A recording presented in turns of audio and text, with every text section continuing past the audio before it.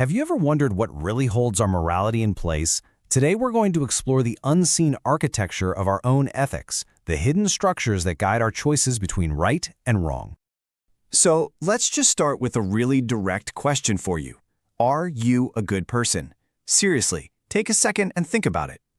And, if you're like most of us, your gut reaction was probably a pretty quick and confident yes. It feels almost instinctual, doesn't it?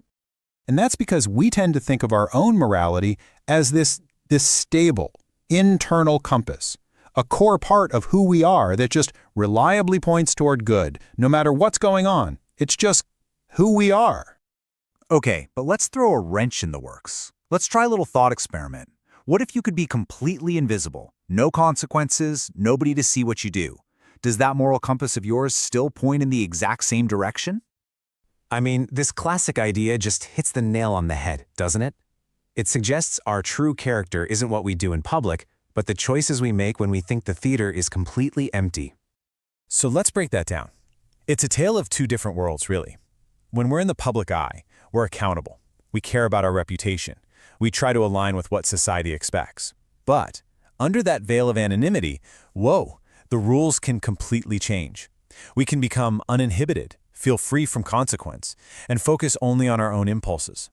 And this gets us to the core idea we're digging into today, that anonymity doesn't so much change us as it reveals us. It shows these predictable, kind of dark patterns in human behavior. Okay, so what is actually going on inside our heads when we feel invisible? Let's dive in and unpack the psychology behind all this. Turns out, when that social spotlight clicks off, our behavior isn't just random chaos. Nope. Instead, these really powerful, specific psychological forces kind of take the wheel. First up, you've got this thing called de-individuation. It's basically the feeling of getting lost in a crowd. Think about being in the stands at a huge sports game, or, being just another anonymous username in a giant online forum. Your personal identity kind of fades into the background, and suddenly it's a lot easier to do things you'd never dream of doing on your own. Next up, there's diffusion of responsibility. Oh man, this is the classic someone else will deal with it syndrome. You see someone in trouble on a busy street, and part of your brain just assumes, hey, with all these people here, somebody else is going to step in. That heavy weight of personal responsibility, it gets spread so thin among the crowd that you barely feel your piece of it. And finally, we've got moral disengagement. This is fascinating. It's the mental gymnastics we do to convince ourselves that something wrong is actually okay.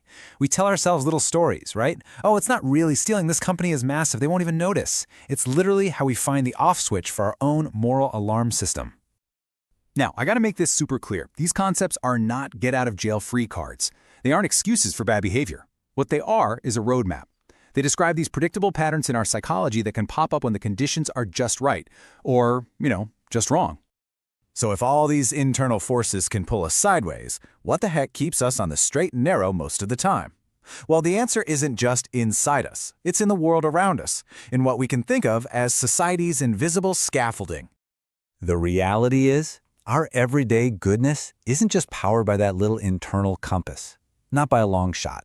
It's being held up constantly by this huge but totally unseen social structure. Just like scaffolding around a building under construction, it holds us all in place.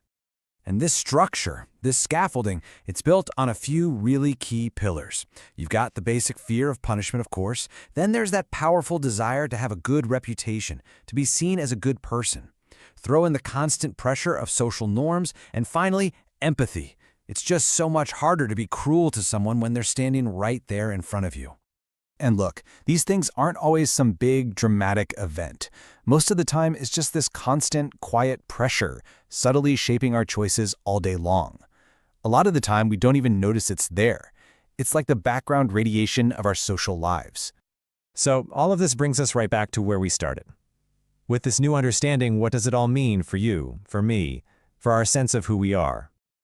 Look, the big takeaway here is not about slapping a label on people as good or bad. That's way too simple. It's not even the right question to be asking.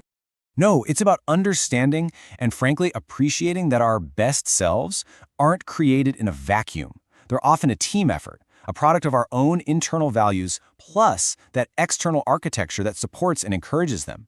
Just knowing that system exists is the first huge step to navigating it better. So this leads to the ultimate question, doesn't it? What happens when you kick those supports away? When the fear, the reputation, the social pressure, what happens when it all just vanishes? Which leaves us with the one question that really, truly matters. When the scaffolding is gone and the audience is left, who are you, really, when nobody is watching?